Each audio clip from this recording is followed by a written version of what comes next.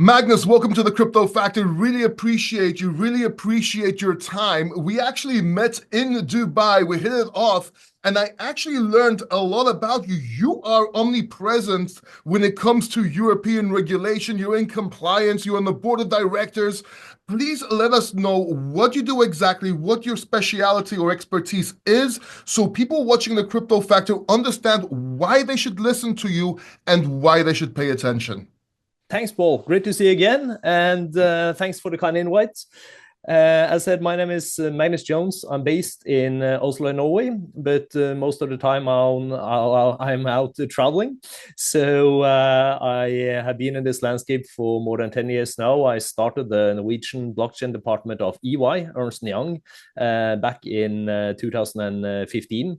So there I've been dealing with everything from tax, legal, regulatory compliance to white paper review, SAFT agreements, terms and conditions, and all of this stuff, towards also working within fraud forensic, investigation, tracing, clustering, monitoring, and also doing, even though I'm not an accountant or an auditor, but doing the classification of the attributes of tokens, so you can deal with sort of saying the framework surrounding this one. So among others, together with Norwegian tax authorities, I have helped them creating world's first guidance on how to tax DeFi, world's first guidance on how to tax NFTs.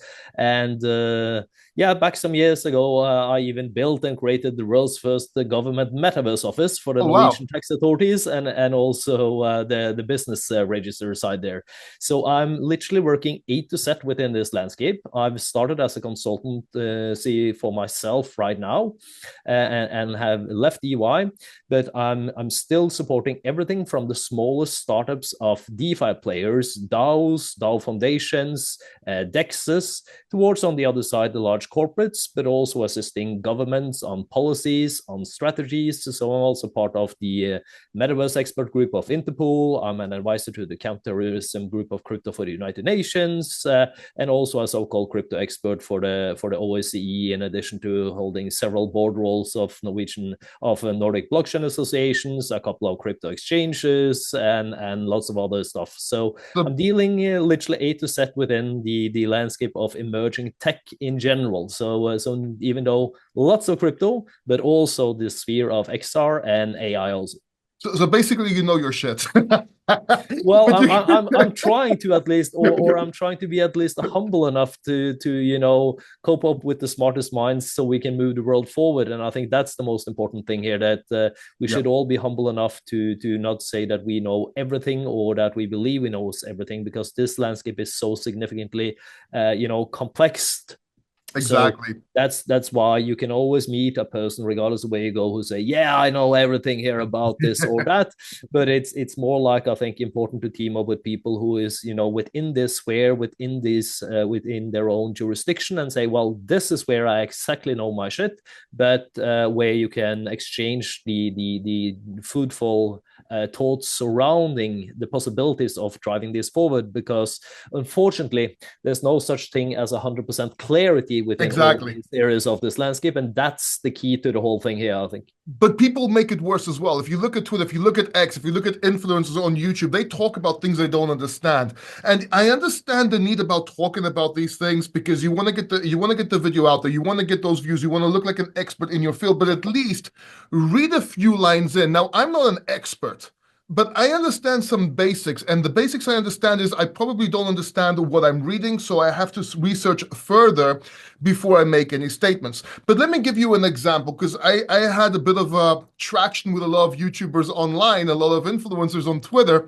Don't know if you saw the drama, but one of them, let's start with the latest one, USDT getting banned in Europe and exchanges delisting USDT. Now let me start by saying USDT was not banned in Europe, and you will explain what that actually is. But also, I know as a fact that exchanges were not delisting USDT in Europe, because I used to work for one. Exactly. But please, let us shine some light here, Magnus, for everyone watching here, and maybe also see what will happen in the future with your expertise, because you know a lot of things going on behind the scenes that a lot of people don't know. So I want to pick your brain on that as well. Absolutely happy to do so, Paul.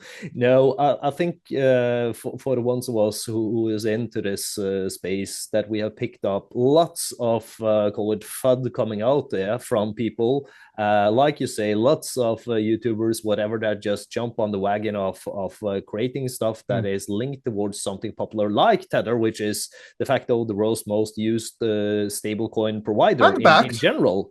It's backed by a And lot more than other coins, right? The other stable exactly. coins. And they have been they've been around there before. The majority of people here has actually been in the game. They launched in 2014, so we should remember that also, that this is not just some hype thing coming up. So the long story short there is rather that due to the MiCA, the Markets and Crypto Asset Regulation, that fully sort of saying officially went into force now into the EU on the 30th of December. Tether has not submitted an application, to my knowledge, or at least not publicly available out there, for a MiCA application for their Right. USDT. So it means that USDT per se is not compliant with MiCA, and hence then someone interpreted that it's illegal. So yes, USDT is not MiCA compliant. However, it is not said per se that it's illegal. And also when people refer to Tether as illegal, that's not correct, because Tether has more than one token in their portfolio. Yeah. And they have it on lots of different chains and different protocols. But also we should take into concern and consideration that, they have also teamed up or bought in on Stabler, stablecoin from, to my knowledge, they are registered on Malta, which has a MiCA license, is said.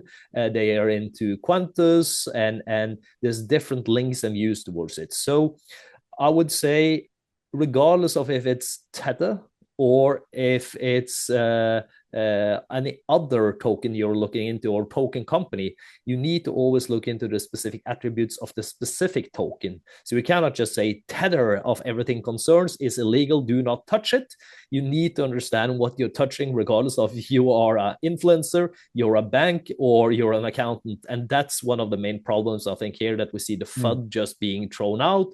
People jump on the bandwagon, and it's so easy to just retweet it again, and there we go. So, but yes, of course, we should take into concern that naturally they don't have a MiCA registration for USDT. And that is many ways to look at, I think. But they have 6 months, 6 months to 18 months to give papers into compliance. But to my understanding, they're already talking with the union, correct? Of course. Like I said, these guys, they have been around the block for some years. And they're not stupid, they're not ignorant, and they also know sort of the risk in terms of what they're doing if they're dealing within this landscape. And saying it straight out, pissing off some authorities, that there's a certain Uncle Sam that will come and hunt you down. Right, We've seen examples of that. Yes. So I don't think they will take that risk. But on the other side, we have seen all the largest exchanges like Binance and Coinbase, etc. They have delisted USDT. Okay, but that was a choice, and I think that was more of a political play. Indeed. And here's why. Well, USDCs by Circle, it just makes sense. And a lot of them have because why would they need to delist? Like, for example, Coin Metro has not delisted USDT. That's a fully regulated and licensed crypto exchange in Estonia. There's no reason to. No. I think Coinbase has shares or some sort of capital in USDC. Yeah. So maybe it's just something that they did because it's just like it you works say, for it's them. politics. And you can just imagine on Binance side, they have 300 people from the SEC monitoring them on a daily matter, and they need to be 110% compliance on everything they do. So yes, of course, that's the easy link, the quick fix, don't take any risks, etc. But I think we should also zoom out a little and say, hey, there's a reason for maybe why Tether as a group has not chosen to take USDT, which is de facto the most preferred used stablecoin in the whole world, into the EU. And that's not because they don't want to per se to be compliant. These guys, if numbers are true from last year, they made $10 billion net revenue. So it's not like they cannot afford it or anything. They could hire in any lawyer monkey to do the work, and they would be compliant tomorrow in terms of the MiCA application. But I think they rather see something that you should not underestimate them for, and that's because they've been around the block for some years. So they said, well, EU, what's the market there? Well, we have some Europeans, we have some smart people who is within DeFi and everything, but in general, who cares about the euro? All crypto transactions per se are carried out in dollars. So that's why, well, if we have to go into that space, and the majority of their market, I don't know exactly the percentage, but I guess we are around still some 60% or something of all their transactions relates to the Asian market. Why should they care about Europe? Why should they care about getting an e-euro? Circle goes in there, and they establish themselves there with USDC, but also the euro version. But when you look into euro tokens, it's less than 1% of all stablecoin trades that relates to that one. It's a zero market sort of thing. So that's also why do you want to mess around with that when there's no sort of saying return of investment in general? And that's where I thought it was more interesting and fascinating, talking about where we met last in Dubai during GITEX, that their answer towards it was just quietly saying, well, now we are talking about creating just a tether version for the DRAM instead. So we're talking with UAE guys, and that makes FUD towards lots of banks, governments, and TradFi when they understand their reach, their network, and the potential surrounding this one. So I think it's more to this rather than saying black and white like people tend to tweet about that. Well, they're a legal criminal, happy-go-lucky anarchists. And audits and blah blah and all this. And totally another story. One influencer actually suggested you should take your USDT and make it 1/3 in USDC and 1/3 in another coin. I'm thinking, all I could think to myself is, okay, that's a nice, taxable event for you in the beginning of the year. Please go ahead. No, because the swap is right. Absolutely, and I think there without not giving an advice on what to do with your USDT, because no one of us can predict any crash, because it's based upon, like we say, one tweet from one guy and suddenly you have a correction out of the blue. So that's what we have seen previously, that stablecoins has been traded for 89 cents without any logic of certain of naturally the bank crash we had and all of that. But still, the main point, like you mentioned, that people often refer to is that, well, they had never been audited. Well, that's partly true, not publicly. But not with anyone reputable, at least. Exactly. But if we put it out in the crypto perspective or the DGen perspective or whatever, these guys, they have not been putting $1 in, $1 aside, and then it's in the bank. Naturally, they have been buying, futures and derivatives and others like from the government, the bond side also. Naturally, they have, like Circle and others also do. However, they have also invested in Bitcoin. So if you think about this one, these guys, they are most likely way over collateralized now compared to what they have been doing. Of course, a high risk, Bitcoin falls down, no one can control that part. But still, if we zoom out on the large picture, they actually are over collateralized. So that's also why I think people in general who uses this one, they have something that is the most important thing towards everything here. They don't care shit about an audit, sort of saying. They care about trust, and they trust them. And also for the fact that when you have 60% of your market relating to Asia, mainly China, Northern Asia, and there's a challenge, the fact of getting money, like fiat money, out in the ordinary banking system, while you have a pretty good business model running there. So regardless of it, it's 10% of this market from Europe, or 20 from including the US, or 30, while 60% still keeps it. So I would say there's lots of different factors here that links up, that I personally, and this is not an advice or anything, but I personally believe that we will not see a crash towards it just because of this.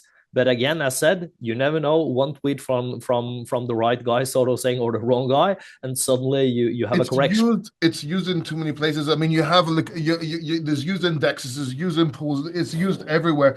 And you know what? This reminds me a lot of the muppetry of the European Union with AI, with artificial intelligence. Oh They yeah, try to ban artificial intelligence or certain aspects of it, and they wanted to fine Apple how much money, and they wanted to find them on their world income. And Apple's like, you know what?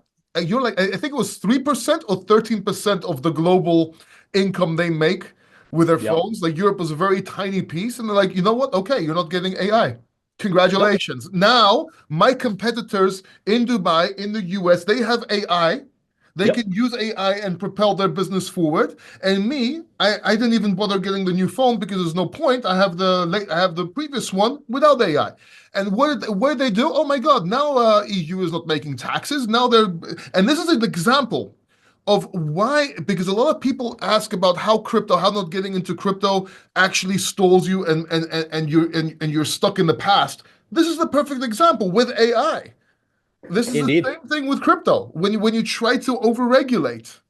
Indeed, and I think these things needs to be seen in connection with each other, like you mentioned, because also on the AI side, lots of people are tending to forget. We started off and mentioning the MiCA, the Marcus and crypto asset regulation in the EU, and lots of people are saying, well, we have a crypto regulation. Finally, everything is good and so on. But Yeah. what people tend to forget is the fact, though, that MiCA is just a little small brick in the enormous puzzle that the EU has on the digital finance package that came many years ago.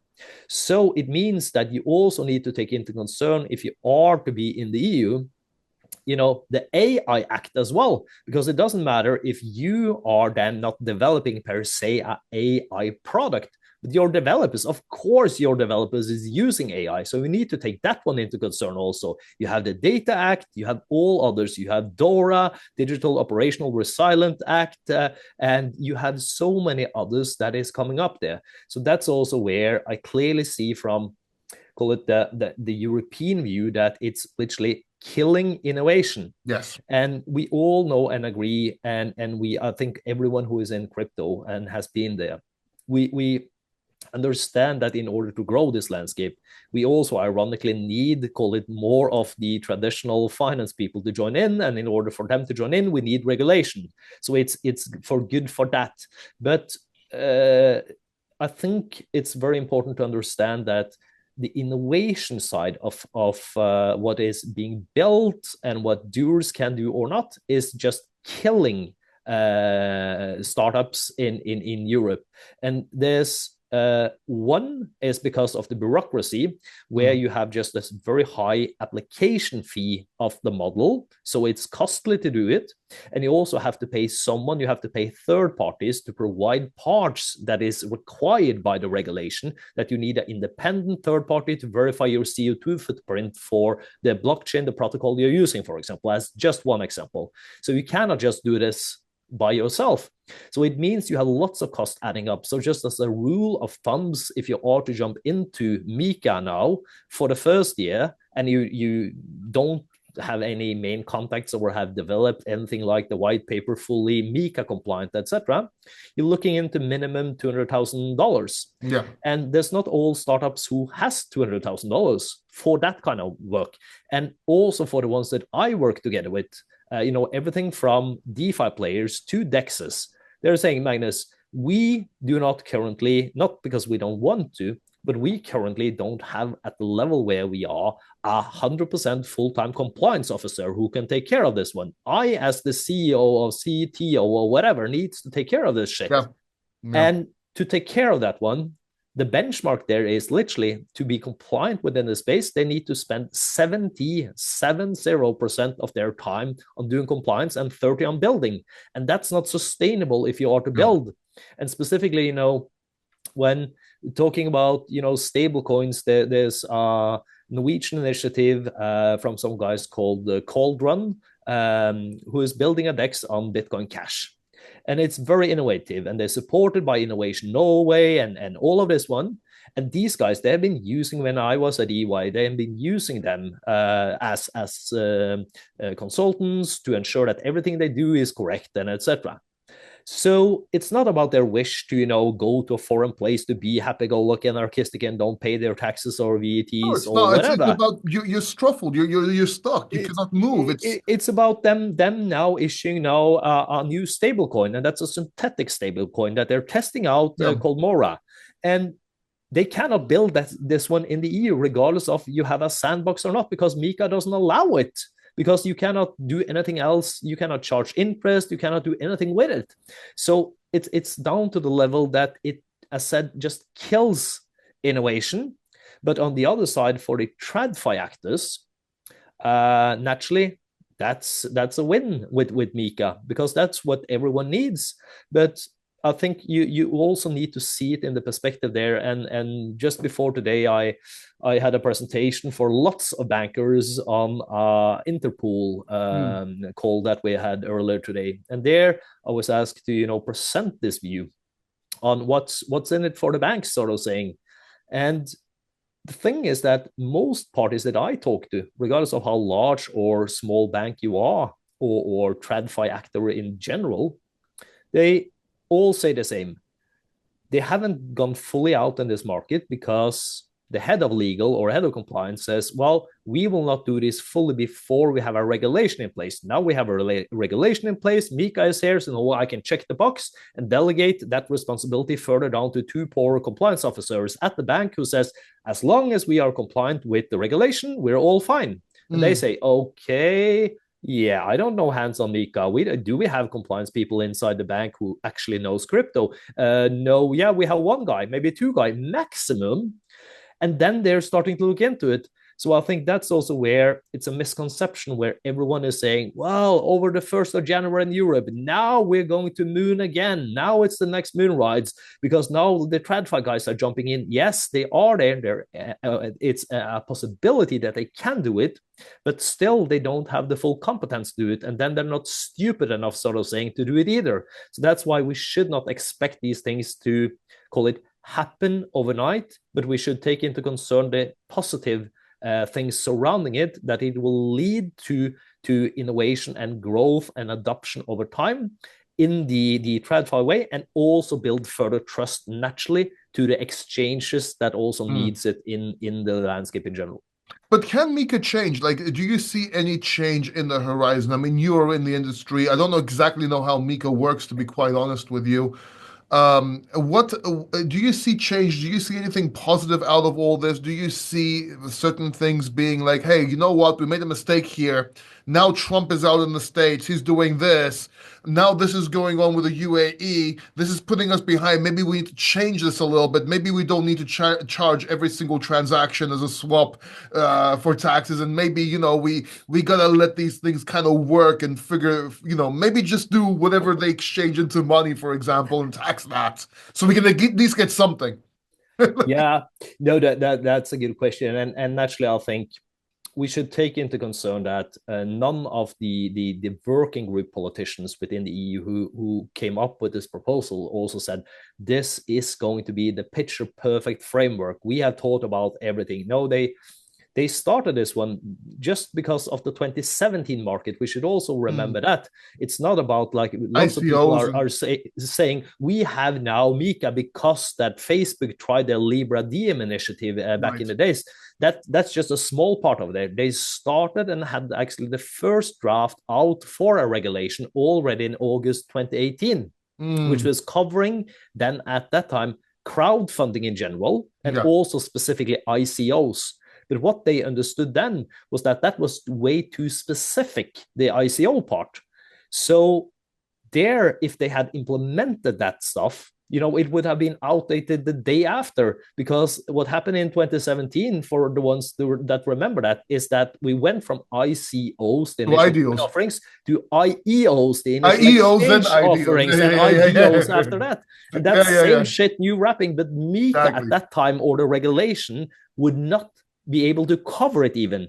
So that's why the politicians went back and said, hey, we need to zoom out and make it a little bit more wider, so we're not narrow it down to specific terms and terminology that is outdated.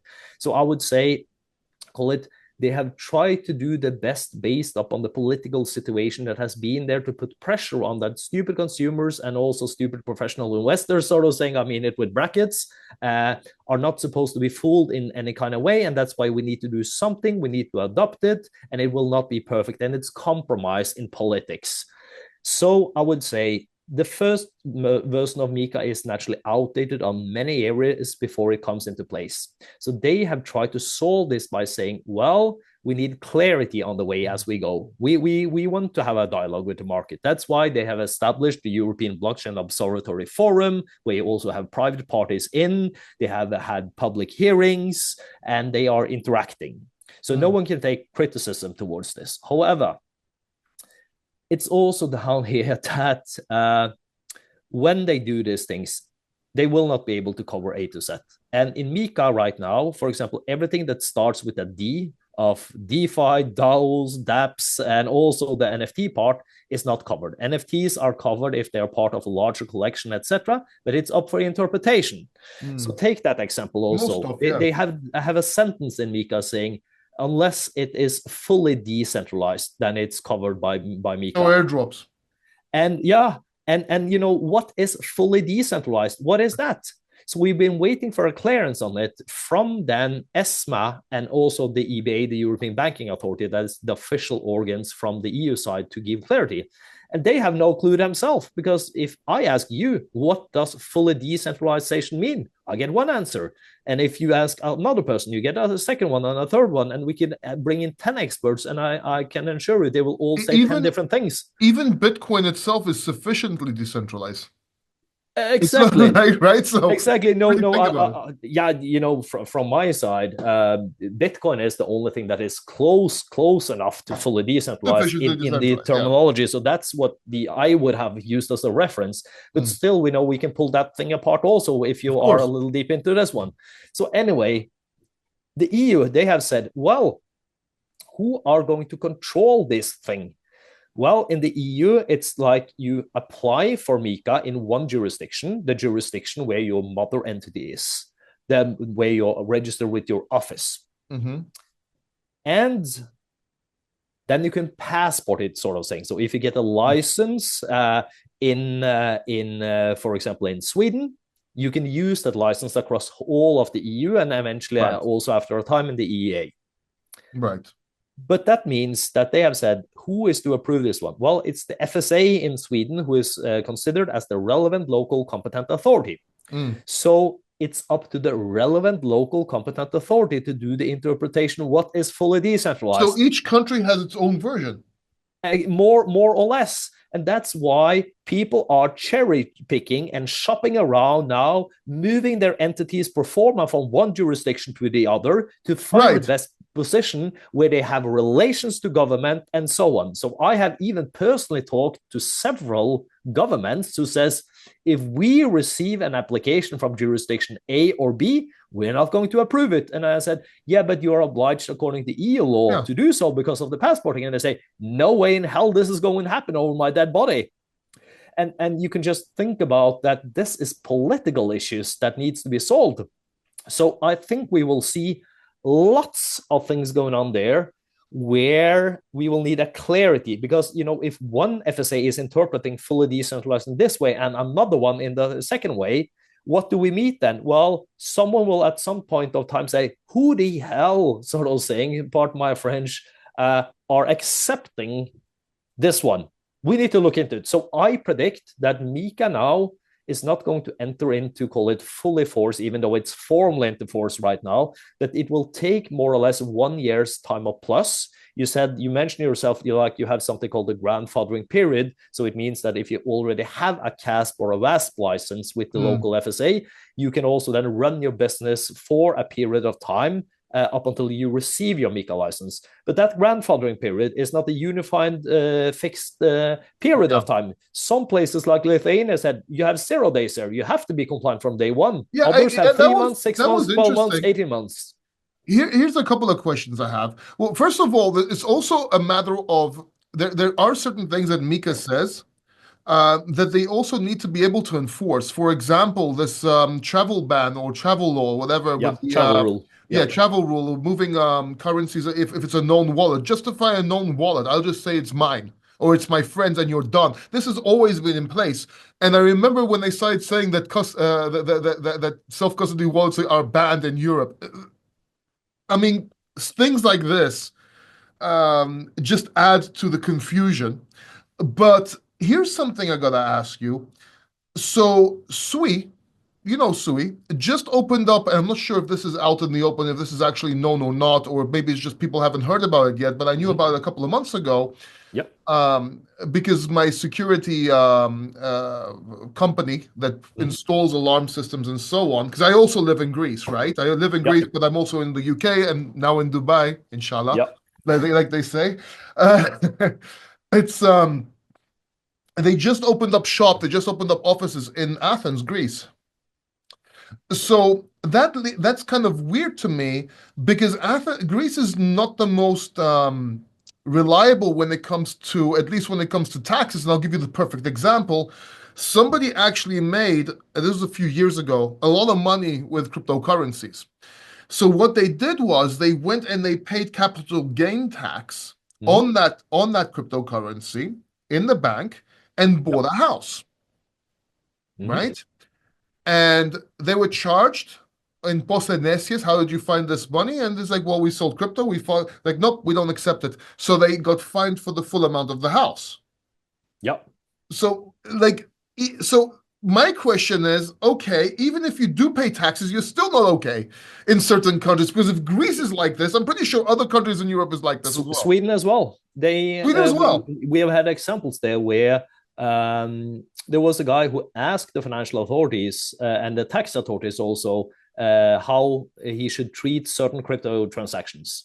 And that was, many years ago. So they had naturally no clue. You cannot hold governments responsible for it either. But at least you should believe that in a at least on the paper civilized country like Sweden, you should be able to trust the answer you get Right. from the FSA From the FSA, or tax of course. authorities. But they Right. always have the little disclaimer saying, in the end, it's always the taxpayers' responsibility to ensure that everything is correct and blah, blah, blah.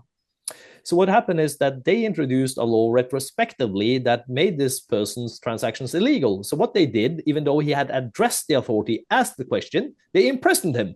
And that's just insane. It's from even a human rights perspective, I would say, it's just crazy that these things can happen. They imprisoned him for having crypto? No, they imprisoned him in terms of what he had done because he had not paid the correct amount of taxes on it. So it was qualifying due to the extensive amount that it was to prison in some matter. So it was not like Oh, a US sentence to 100 years in prison, but it was just a formality in terms of it. Yeah. wow. That's So insane.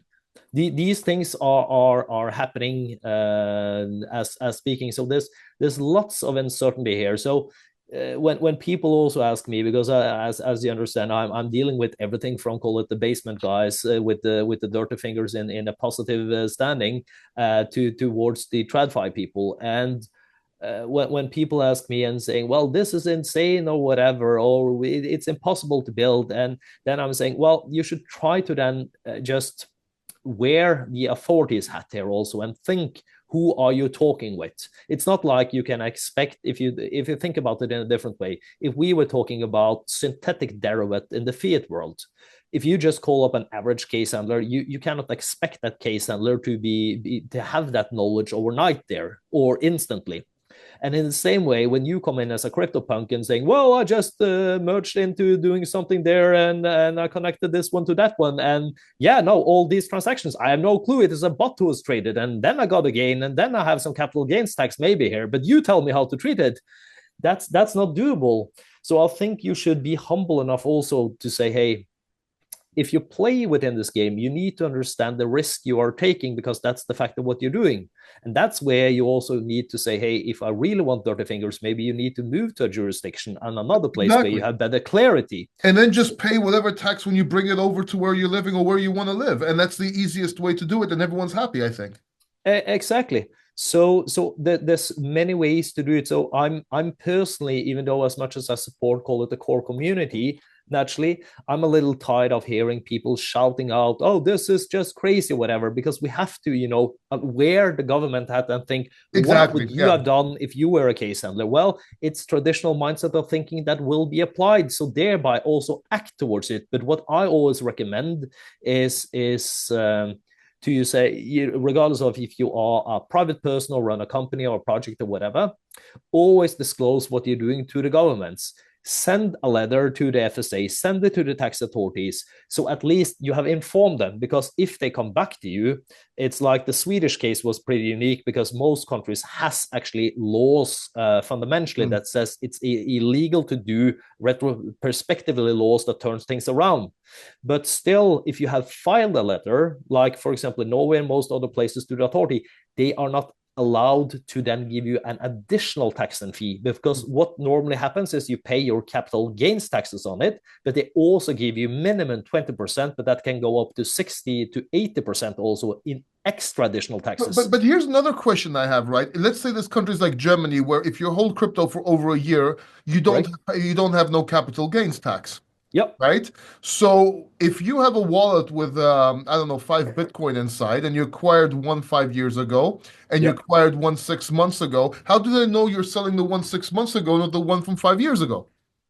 Well, that's You also can down to, argue it in court, yeah, you, basically. you, That's you, the you, only thing you you, can do. you can argue, and you will be revealed if they understand that everything is or if you have actually had it on chain, so there everything is public available. It's just They downloading don't, but they don't have the ledger. they don't have the, come on, they don't have the personnel or the expertise to track it. But even if they did, I don't. So I could not, for example. So I could say, yeah, well, I didn't sell that Bitcoin. I sold this Bitcoin. Yeah, and I will comment on both of them. And you First can of all, find the yeah, actual code of of the yeah, Bitcoin. You can yeah, actually yeah. do that. First of all, governments has a much better overview of the tracing and clustering that people tends to believe. It's a myth that they don't have it. And that's down to that even Norway, people don't know this one, but Norway is the world's leading country on clustering crypto. They started in 2012.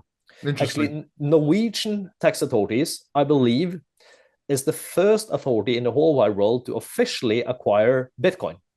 Interesting. And that's down to that they did not officially do it, but they had a couple of case handlers who were just IT developers back in 2012 and said, they picked it up. So they were discussing this one at the lunch table together with the tax officers and saying, well, this Bitcoin thing, if this grows, it must be taxed on it, isn't it?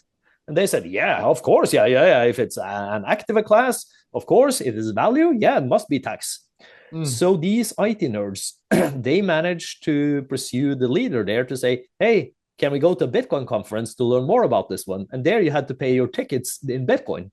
So formally, Norway did not acquire the Bitcoins by official government funds, but they took it as a travel expense and paid in Bitcoins. So Wow. thereby, they have been dealing with clustering for a long time. So they cannot sit and monitor directly transaction to transaction. But if they look into a period of 3 to 6 months' time, they have a pretty good overview. So, for Yeah. example, in Norway, the authorities, they have released a map, a heat map of all Norwegians. They have identified where they live, which regions, and who has crypto. Oh, And wow. that's things they have done together by just merging online data together with what kind of data they get from their official providers like Chainalysis, Elliptic, and all of these other clustering companies. And remember, these companies, they also do provide other modules. They don't only have, call it the private versions or the business versions that is sold to exchanges, Mm. but they also work together with governments and Interpol and Europol and others. Mm. So you can just imagine when you are able to also merge into the clustering map, not only wallet to wallet, but you can get fiat bank account towards wallet. Then suddenly you have a hell of a map that you can do. And in order to process that one, there's no government, like you said, who has, call it, the data power in itself to do it. So it's not like they can just push a button and say, hey, Paul did this in Greece and now he's there and Oh, we they will need to follow him. actively look for somebody. I mean, it does take a lot of personnel, a Exactly. lot of So it time. I costs mean, you. But I'm just costly, saying that this but heat they can map, do it. all governments they have just for strategical reasons not gone Mm. publicly out. But what I told Norwegian governments when I helped them create the crypto task force group officially in 2018, even though they have been doing clustering since 12, they officially got the money and funding to do it in 2018. I said, go out and create this heat map. They hadn't thought about it themselves. I said, go out and create it. Because if you show this heat map on a slide at a meetup, you can just pick out anyone in the crowd. It's like, wow, there's my host. I need to pay. They know me. And by that, they can, in a very easy, identifiable way, not go and arrest anyone. That's not their purpose, but they send a signal to say, hey, we're watching this one. Please pay your taxes. Oh, I think they should. I'm all for them doing this, but I wish that they had a bit of a brain to put low tax so you can actually bring people in Yeah, and not make it so confusing. yeah, I totally agree. But the thing is, if we were to succeed on something like this, you would have had formally to have all the politicians to agree upon a new law that says either crypto is considered as money, or you would have to qualify it in a different activa class. Like, what is this one? So Why? the poor talk, no, because So, this is tax laws. Portugal, but Portugal is zero tax. Yeah, You have Bulgaria that's 10%. You have the UK, which I don't know what they're doing, which is not yeah. Europe basically anymore. Every different country has a different tax thing. Exactly, but they have taken an active stand towards it. And I'm just saying, in the jurisdiction that hasn't, that's due to the ordinary tax laws that and international tax laws that has to be followed, Mm. because the attributes of the token is classified in that kind of way. And that is what creates a lot of noise and a mess for both authorities as well as private companies and private persons. And I mean private companies in terms of, private person who runs a company in terms of doing mining or whatever Yeah, yeah. of so matter. Interesting. So on the horizon? What's going on right now with all this? What's the word on the street, for lack of better terms? Yeah. No, I think in totality, there's lots of noise. It will still be lots of noise because it's so much uncertainty. And I've been working with governments all over the world for many years, also building and drawing up strategies for them.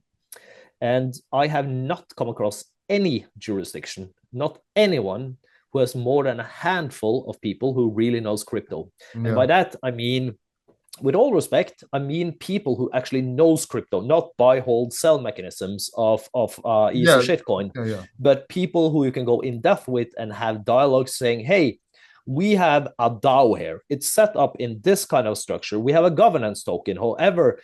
this is a 404 token. So it means I don't owe the NFT myself. I'm just one of the one who has 10,000 coins in the smart contract. So I only have two of these coins, but I'm entitled to execute on the perks that is linked towards this NFT. How am I to be taxed for that NFT? How should we do this?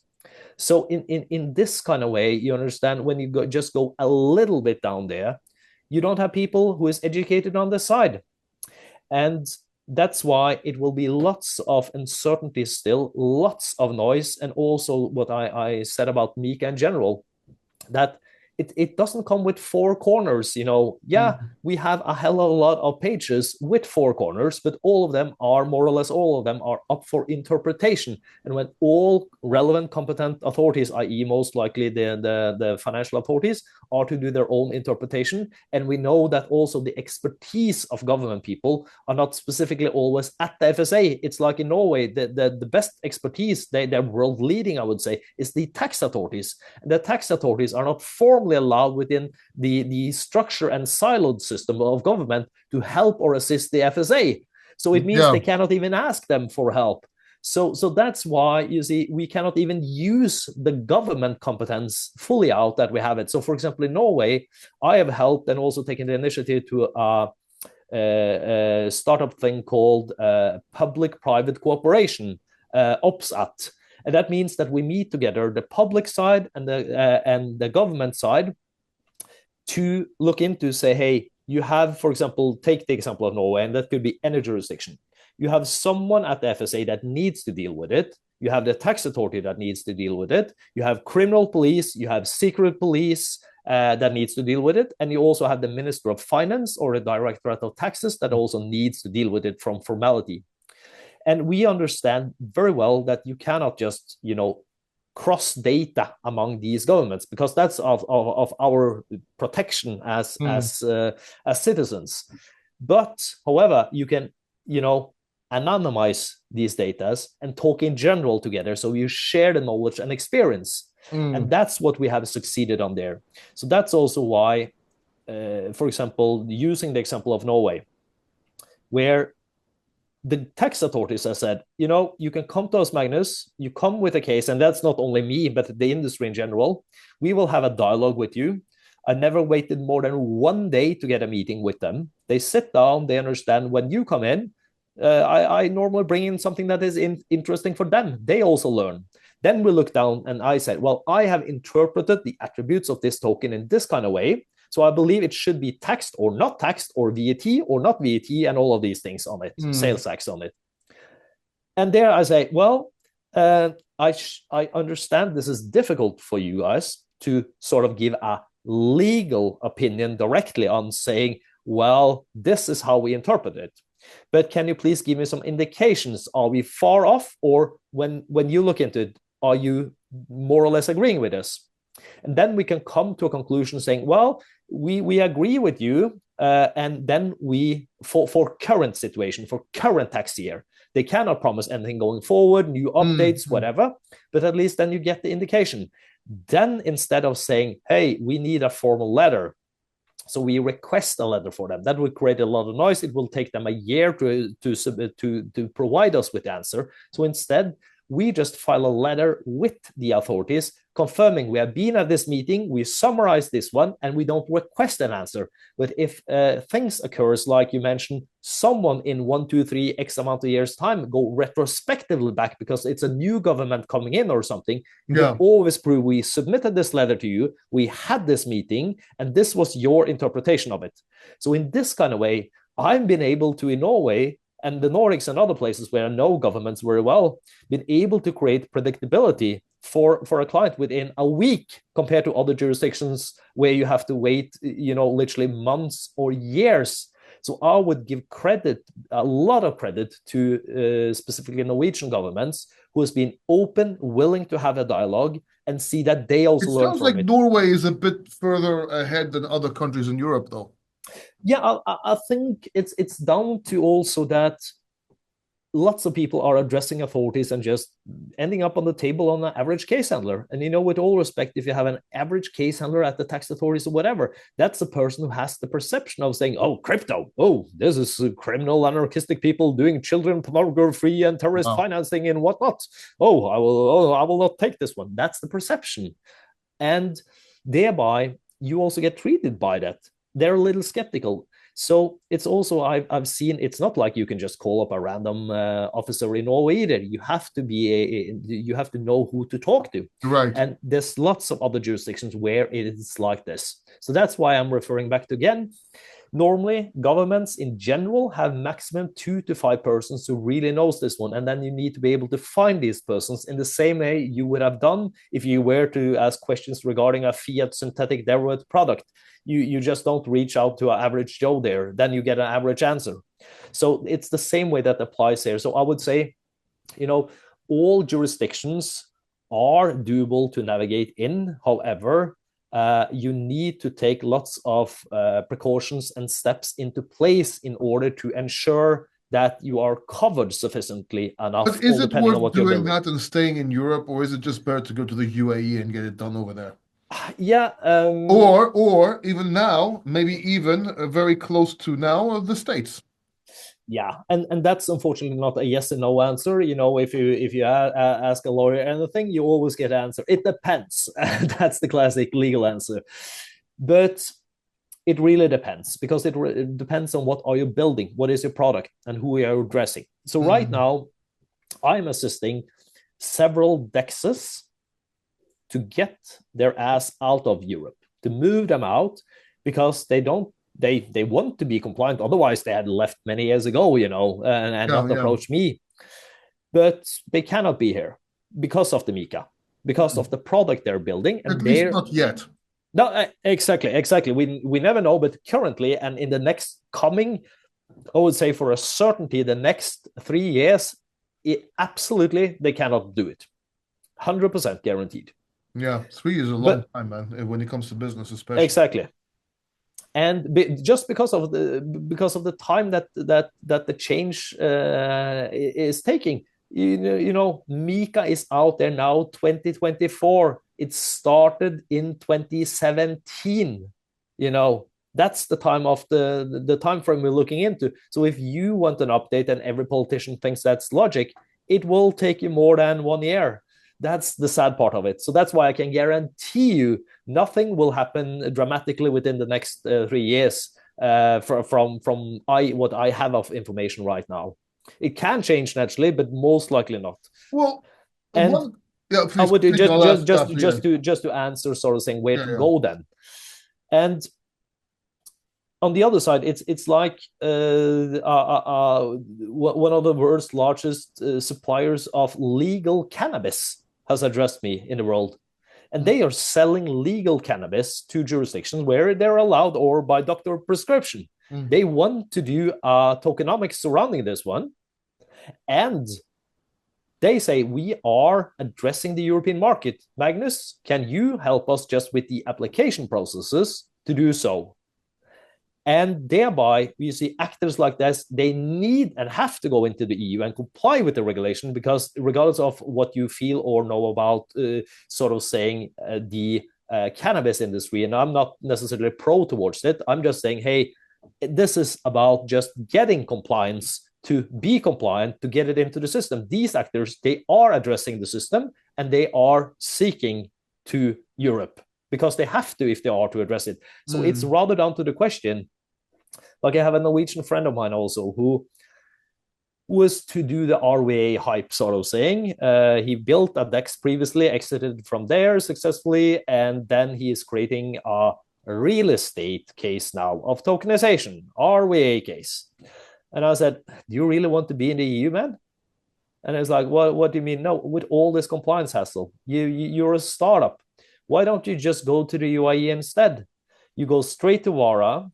You of course have to pay something for the license. You cannot just go straight in and It's say, a hey, lot here's my less than money. it's a lot less than what people think. But It but sounds more expensive because of Dubai, but it's not that much. no. Naturally, I guess it's still around $200,000 ish to get it out there. So that's peanuts compared to Mika and what you have to deal with it. But like I said in his case, think about the whole concept. Who are you addressing? Why do you want to go to a shitty real estate market in Europe in general? I'm saying not the big cities, but outside. It's a shitty real estate market, and no one is interested in your bloody token. Yeah, no one Why wants to don't buy you it. go Hard to to a sell. city where the whole bloody city is built up on real estate? Go to Dubai and take it there. And that's what he did. So in his case, perfect match, because when you go to Vara, you have sort of the tax authorities, the police, and the financial authorities Yeah. all in one package. You have the green light.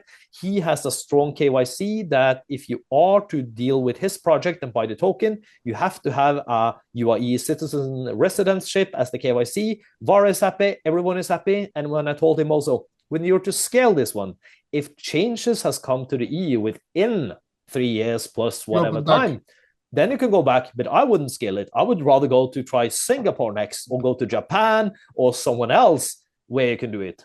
So on that side, there's not one jurisdiction or place that is the shit. This is the place to be. And the same goes with sort of the US side right now. US is, based lots up on Twitter X messages of, yeah, Trump is in. He's bringing Everything's changing in one day. He's bringing out his sneakers. Suddenly there's NFTs. Oh, yeah, he also has his own NFT collection. Oh my God, Jerry Gensler is getting out now. Now everything is opening up. But I think we should be humble enough to say, if you watched his talk at the conference during the summer, and he at the Bitcoin conference, and he was, when you listen into that speech, you can immediately understand that he and his advisors doesn't fully understand what this is about. It was a good speech if you look into it from the perspective of crypto in general. But when you are at a Bitcoin Maxi conference and you're Right. talking about NFTs and not talking Yeah, about okay. ordinals, I'm with you, you don't understand. So my but point is since here, then, he is after votes naturally. Naturally, it's a political right, thing. but back then, but since then, things have changed, Magnus. Is Yeah, it yeah, yeah, yeah. administration's No, all no. Yeah, yes, pro-crypto? yes, Put the right yes, people in. yes, and no. Because the thing is, we have now an upcoming president who buys a hamburger paying with Bitcoin, but still you need two blokes there trying to help him to get the transaction go through because the Lightning Network doesn't work. But that's another thing. Yeah, okay. So my point is rather that there's lots of things building up to this one where you Right. have indication towards it's a change coming up and now suddenly US is there. But we should remember that US is not one country per se. They It's have lots states. of different states. So if you look into the fact of who has addressed the markets of advanced crypto, of DAOs and DEXs and so on, that's US, you Yeah. know? Not about only Wyoming or Utah who is facilitating a possibility to do a legal wrapper surrounding a DAO. I'm talking about the cases surrounding DAOs there, where, for example, MakerDAO or Sky, as they're called now, were pulled into a New York court for a court case. And if it hadn't been for that, the other plaintiff on the other side suddenly actually died, and he was a one-man show, that case might have been lost for Maker there. So it means that you have so much uncertainty, call it, coming up there. And also, I would say that you need to look into this one specifically, like the Oki DAO case, also, where they say, hey, if you are part of this DAO, in regardless of what position you are, if you're a governance token holder, if you have just a stake in there, whatever, you're all liable in Yeah. some matter. That also generates precedency towards it. But also we have also the other cases surrounding sort of privacy and other things that has brought more clarity. So I'm not negative towards the US. I'm just saying I'm not that 100% certain as all the tweets that US is de Yeah. facto the place to be. That's my point. You need to look into specifically what are you building, what are the attributes of the token, and who are you interacting with. Because if you're a 100% US company, of course, now go America with Trump, he will support you, more If or it's an less. American company, yes. Exactly. But if you have one Asian guy or girl in there, they're most likely going to It shut you might not down. be, yeah. And that's the other thing. I want to talk to you about American, everything with American when it comes to this as well, but in another video. I want to keep this one to Europe. But I do have one question. If Trump does make the Bitcoin reserves, if he does make it Yep. tax-free, would that have an insta reaction in Europe, in your opinion, or would Europe stall? And like this is something I would like to like because you talk to these people, you Yep. literally talk to them. What do you think? Like, what would happen? No, the ETFs in itself is a little, a nut in itself because we see it now also on the volumes. People jump in and out of them, Of course, no, based upon on literally nothing that is supposed to affect the market. So I wouldn't say it's a perfect one-to-one that we can see a trend or whatever because it's new instrument more, or ETFs in general is not a new instrument, but with crypto it is. So I would say if US does something, it is being picked up in Europe in general. So it affects naturally directly. But I think we need to look into it more in, call it, the long-term perspective to see the real effects of it. And that's hard to say. But yes, naturally, immediately it would have some kind of effects. And so if European, Bitcoin becomes tax-free in America, you think it will become tax-free in Europe? no way, no way. And that's just down to that also, that when you look into the world today, and just think about in the fiat world, we have no such thing as one world currency, right?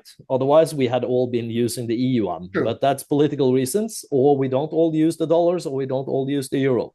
true. And in the same way, even though we are in the EU, we don't have unified tax rules, we don't. Mhm. They're independent. We have separate bookkeeping acts, we have separate bookkeeping regulations, and so on. And that means that all jurisdictions will vary, all depending on who is in charge of the government, all depending of the need of the country per se. That's also why we have seen, countries like Portugal that can start out with saying zero tax here and there, and suddenly they say, hey, we need to do something. We need to gain our taxes now for bad BNP in general for the country. And then they raises it. So it's all down to the levels of who is in there, the size of the market, and saying, hey, can we get something out of these guys? Well, then we'll tax it. And also we should take into concern that when it comes to crypto, that's also a political matter. It's not like a uniform EU thing. Governments all over Europe has different views on it. So it means also if you're a politician, you will not be elected in the next period if you start to ban things. That's the worst thing you can do, to call it a stupid consumer, to ban things. Instead, what do? You tax it apart. So they can say, well, mining is not illegal in jurisdiction X, but we'll just tax it by 90%. Oh, we got rid of all the mining companies. But why would you want to do that? Wouldn't that stifle innovation? Because it's the easiest tool you have. It's the easiest tool that has been around since the start of Earth, sort of saying. Taxes, that's the easiest way to deal with it. Just increase it, you get rid of people. But they or get rid of industries. But do they want to get rid of people? No, I'm just saying it's not like a standing that people that governments wants to necessarily do it, but it's like we have had a debate in Norway because the politicians don't have a good overview of things. They don't have understanding. And like I said, we cannot de facto blame them because it's just a small peanut thing for them. Right, and but don't they see what happened with AI and Apple and like, oh my God, it's going to happen with crypto? No. They don't have that view at all. And that education part is also very hard. Because you can talk to a politician for 3 minutes, 3 hours, or 3 days, or 3 months, and that person can become smarter. And I've talked to lots of politicians, but the thing is, they are elected for a certain time of period, normally 4 years. So they're saying, well, oh, thank you, Magnus. This brought clarity to my mind. Wow, now I understand. But anyway, my party program says for the next 2 years, 3 years, we are against crypto. So we need to bring this one up at our next annual meeting in 2-3 years' time, and then we can take a new stand towards it. So it's not about one-on-one politicians. And since de facto, crypto per se, we should be humble enough to say it's not for the average Joe yet. It's maximum of regardless of how you twist and bend, if you take the adult population, it's maximum 10% of the population that has it there. And that's not necessarily a small amount, but still it's not 90. So that's not why it's not a urgent case for any politician to bring it to the table. And it's also down to the case that it's not de facto generating revenue of income to the state in a certain scale. Of course, you can zoom out and say if you have Norwegian companies like the analytic companies Nansen and Dune Analytics, Dune they're called now, if they had stayed in Norway, they would have generated lots of taxes of income, etc. But politicians don't understand it.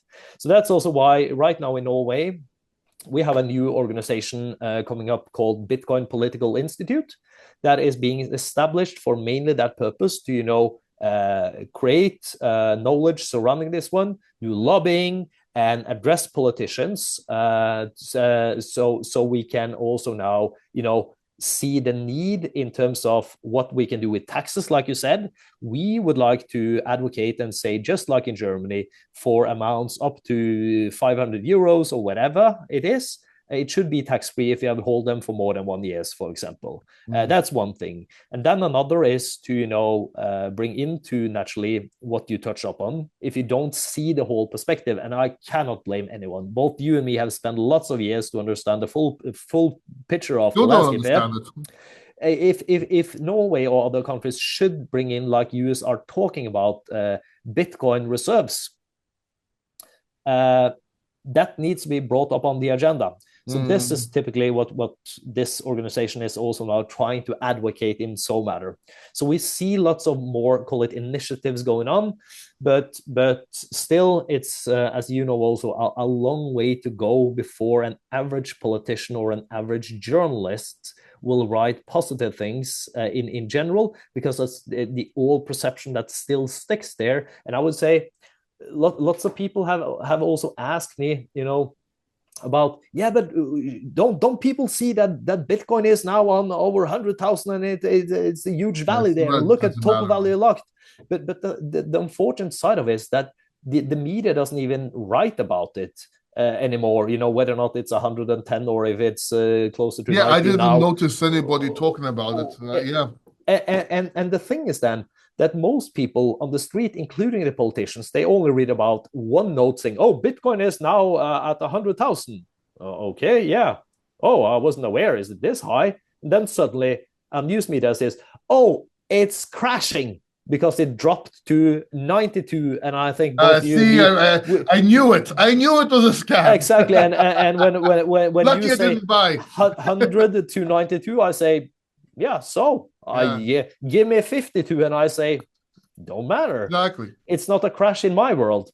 And the thing is rather that, the bull cycle in general, that for the average Joe and politicians and journalists, it only lasts, the 2 to 3 weeks that we see really the momentum. Yeah, then they have in their perception, no, it falls apart. And then they say, oh, the crash, and they don't follow the build up. So on the next time, I have no clue, neither do you or anyone, but maybe say next time, if it's on 200, they will say, oh, in 3 years' time, 200, oh, already there. And then I said, oh, on Newcastle, I said it. Oh, it's going away. No need to focus on it. It has to get to 1 million. It has to get to 1 million for anyone to even pay attention.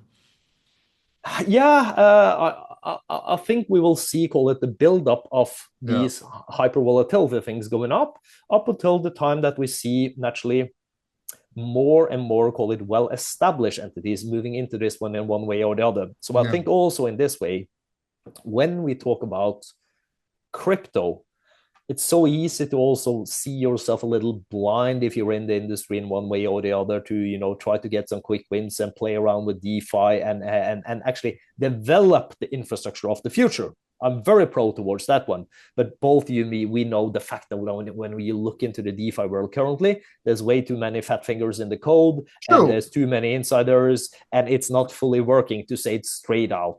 But at the same time, the only way for AI to do certain functions as they want it, they need crypto. Because Because the payment to payment, AI agent to AI agent. What are they going to do? Plug it onto PayPal and the APY?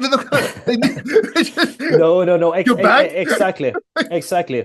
And to my point there, it's like in Norway, and the Norwegian Business Register Office, how long is it now? 5 years ago or something, said, how are we running our registers today? Well, we're running the registers in a siloed way. It's not sustainable if we are to scale them. So they looked into them, and I assisted them. It's public available on creating a Ethereum-based solution for the business entity register, the shareholder register, the stock register. And that's also a problem in Norway today because it's only updated once a year and it's a billion Excel spreadsheets flowing around, like in many countries. Right. They did a pilot on it. And since it was EVM-based, using Arbitrum, then what do you think Norwegian governments had to play with? They had to pay the gas fees. They had to acquire this horrible cryptocurrency ETH. So it means that people in general, when you ask the politicians in Norway, they say, oh, that's good because the business register office is doing it. And then they're using blockchain. They're using the underlying technology, not this horrible cryptocurrency. Without cryptocurrency is just a ledger. It's just like nothing. It's just a replicable database without that has the crypto, no value. Are we still there where they still say I'm into blockchain, not cryptocurrency? Oh yeah. Everyone. Really? God. All of them. They all say it. I can hear it regardless of where you go. Oh no, I believe in the underlying technology. I believe in building a hyperledger solution using an editable database. That's what they're all saying. I believe in an Excel sheet. Exactly. So that's also where people need to wake up. So the thing that lots of people haven't thought about also in Norway, there's not a journalist who is waking enough to understand it, is that, in Norway, we had a case a couple of years ago where it turned out that almost half of the spouses of the government had been acquiring stocks and shares without being allowed to it. So even the husband of the prime minister was acquiring shares in the company where she was like, oh yeah, go ahead, and we're giving thumbs up on the video, and his husband was acquiring shares. Basically. So this solution, if they manage and say, hey, let's implement and do this one, because this is just innovation side thing that lays in still in the drawer. But if they decide to implement this one, Norway has then officially green stamped ETH, and if you green stamp a ERC20 token that is used there, well, then you open up for lots of other things within this space without understanding it. So that's also where I think we will see that governments doesn't fully understand what they're doing, in terms of they're saying, oh, this is a trusted party, they're using blockchain technology, go ahead with it. So that's why I think it's also more interesting. As much as I'm a nerd myself and I love to play around with the DeFi guys, of course that's where all the innovation is happening. And I can also mention, like I normally do, because I mentioned it for years, but there's normally people who is not aware of it. When the Norwegian Central Bank had in their phase 4 project of the CBDC, developing that one, testing to just do something, they also tested to calculate interest on it, if that was possible to do. And the way they did it, and this was something they created on Hyperledger Besu, but they used it as EVM compatible version of it. So they used ERC20 token. And what they did there was that instead of saying, well, our coders need to find out how to calculate interest, they said, why do we need to do this? The project leader, we have something called DeFi. We can look at Ava, we can look at Maker, we can look at Compound. They've been calculating interest since 2018. Let's use this one. So Norway, the Norwegian Central Bank, they did copy paste from the Avi code of doing interest calculation and put it in there. And it worked. Within half an hour, it was up running because it's math. And this is just one example of that, the DeFi players that everyone in terms of journalists and other are saying, they are criminals and anarchists and they don't want to pay their taxes. They're actually building the financial infrastructure of the future. Not tomorrow, not in 3 years, but 3-5+ years time. That's what we're talking about. So I dare to just finish off this one. Find it right now more interesting to see how stablecoins can and will be used in practice. Yes. And that's down to, if you look into my ex-employee at EY, they accepted that PayPal was now last year to pay an invoice to EY using their PayPal stablecoin.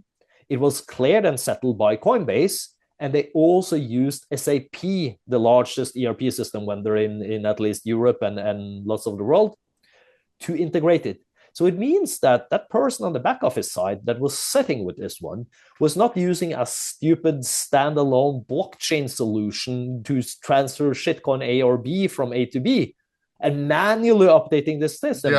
They went in, they issued the invoice, the VAT was in there, and the payment was settled instantly by just adding the protocol layer into the protocol of the ERP system.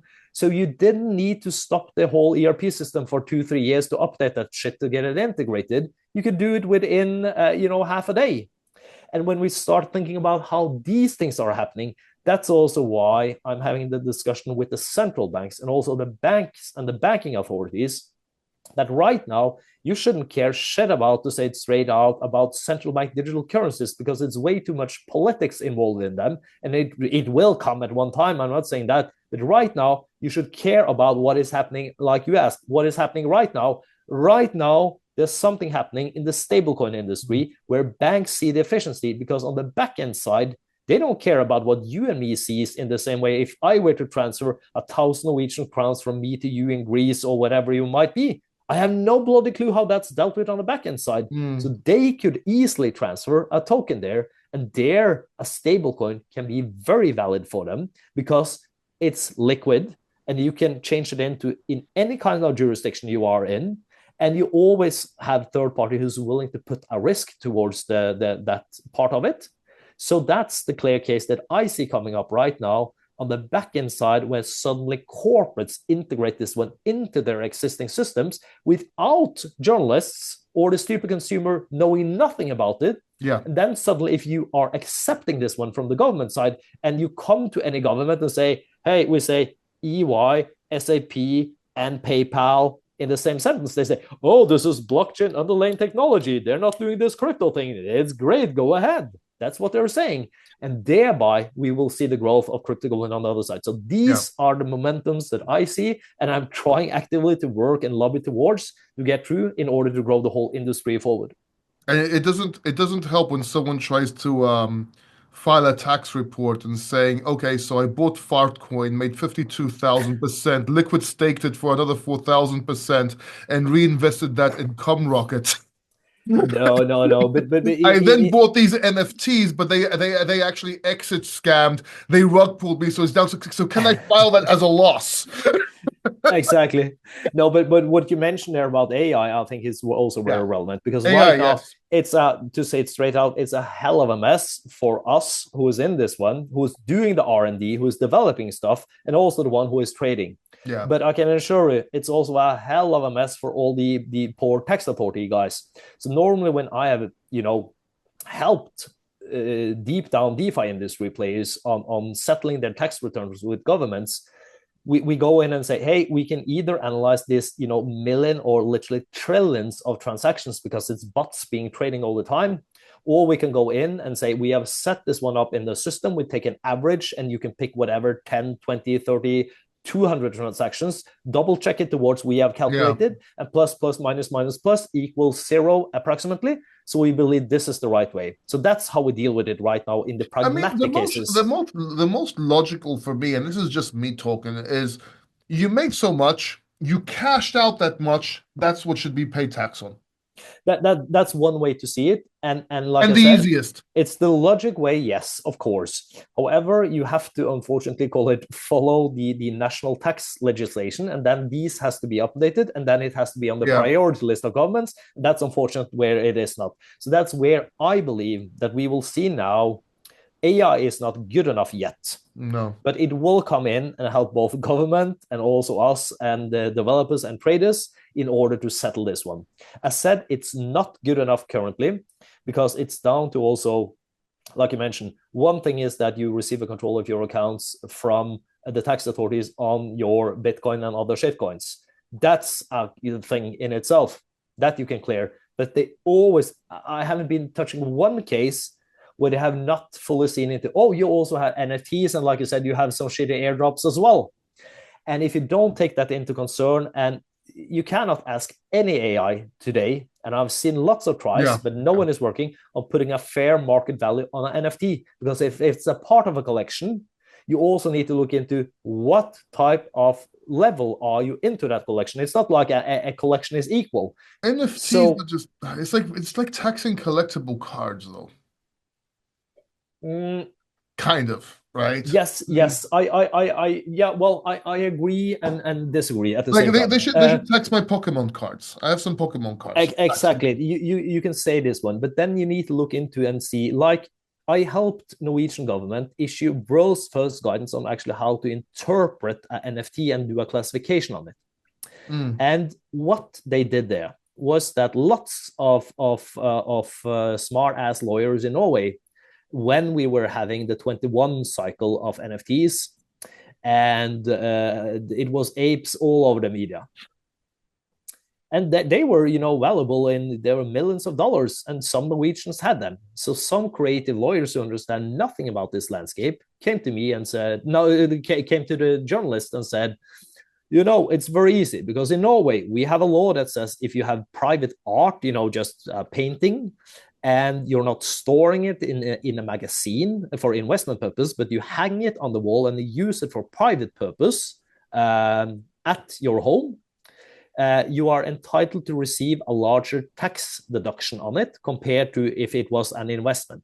So what you guys just need to do now is to print your bloody NFT, print the ape, hang it on the home of your wall, and you're entitled to a 60% tax reduction. Why not just put it on the website in that case? But in that case, I told the governments, what is an NFT? Can you explain this to me? Well, it's a painting, it's a digital painting, they said. And I said, no, it's a token. When you acquire an NFT, in most cases, it's not on chain. The picture is not on chain. It's just a reference link. Exactly. It's very, in most cases, but not in all cases, because you have exactly. You have ordinals and everything like well, this. not really ordinals because they're on Taproot, but you have SRC20 tokens, which is on the UTXO of Bitcoin. Yeah. Of course, there are exceptions, but I'm referring to 21, and 99.9% of all the cases, they were not linked and reference to it. So that's why I explained to the authorities, you sort of you have your NFT here, and here is the token.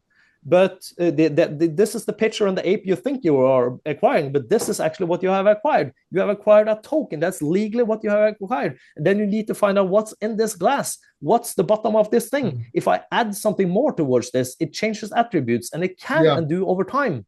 So that's my point also, that some people have argued and advocated and saying, we're using NFTs for ticketing. That's fine. And ticketing should not be then treated by crypto rules. Logic. But what I'm saying, well, this is a smart contract. It's a token. I can program it. So right now it looks like a ticket, acts like a ticket, smells like a ticket, and is de facto a ticket. But what I would do is, because I know you have that ticket in your wallet, and I'm smart enough to say, hey, I can trace it because it's public available. I don't know your name, but I know your wallet address, and I can see you have come to my concerts for 5 concerts. I want to give you a perk. So thereby, I send you a new token, or I give you something else to pour into it, or I give you free access to backstage, or a free ticket to the next concert. Then suddenly it's a financial instrument and not a ticket and just so anymore. people will understand this, when you add something to it, you know how they made clothes for NFTs and add-ons, that's what you're talking about, as an example, just for the viewers to understand, those special gifts you get with NFTs, for example, these upgrades, or your little dinosaurs become baby dinosaurs or bigger dinosaurs or whatever. Indeed. So it's a complex thing in general on everything here.